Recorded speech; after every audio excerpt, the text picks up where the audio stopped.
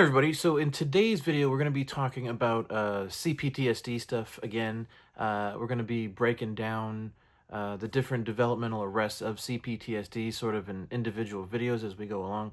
Today, we're going to be talking about the vicious inner critic specifically as one of the key developmental arrests of CPTSD.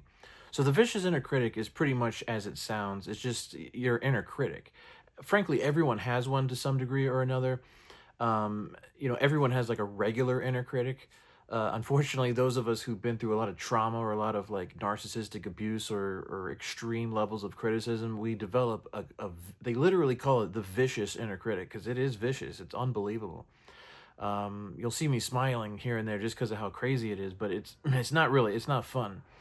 In other words, it's just your inner critic. It's the inner critic that's constantly criticizing you, putting you down, making you think kind of like, false things about yourself, maybe, things that have just have you worrying about unnecessary things.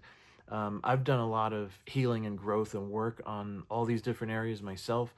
The vicious inner critic is tough. It's still with me, frankly. I know how to reverse it and sort of calm it down, but I do still struggle with uh, like obsessive worrying about different things, or like even like irrational worrying and fears and stuff like that. And it's hard to turn it off. Like I can soothe it, but then it comes back. You know what I mean? So like I worry about everything all the time, and it's horrible. I don't like it. It's not fun for me. I worry about stuff that could happen. I worry about really crazy stuff that probably won't happen, but I'm still worrying about it anyway. My brain has like a hypervigilance, kind of like um, always worrying about any little teeny tiny thing that could possibly go wrong.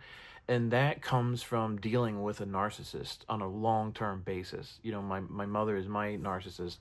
But, when you're dealing with someone like that, you got to understand like everything is always wrong with them. Like as far as you're concerned, there's always something they want to complain about to you or criticize you, but like nothing's ever good enough. You know what I mean? And so your brain, like my brain kind of was like, got to a point where it was like trying to figure out like how to make her stop acting like the way she was acting or please her. It wasn't even just pleasing her, it was just how do we get her to stop like being so abusive and nasty and crazy.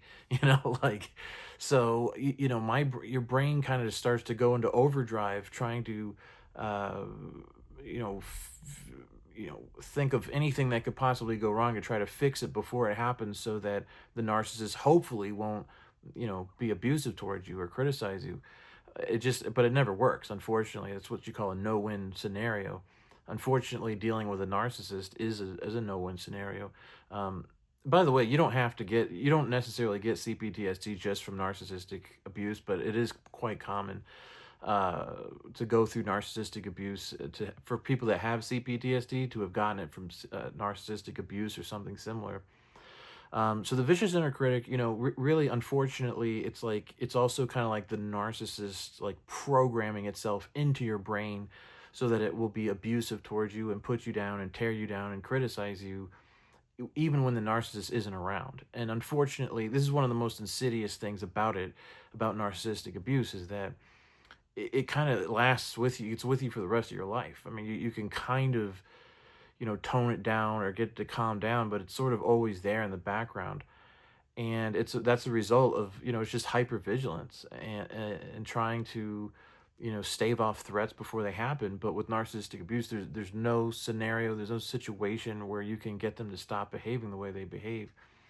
So that's pretty much the vicious inner critic in a nutshell. It can be kind of toned down and sort of healed, but it's unfortunately, like Pete Walker says in his book, a lot of this, you can get your life back to a large extent and function, but a lot of it's like you cannot heal 100% according to him, and that's been my experience too, unfortunately.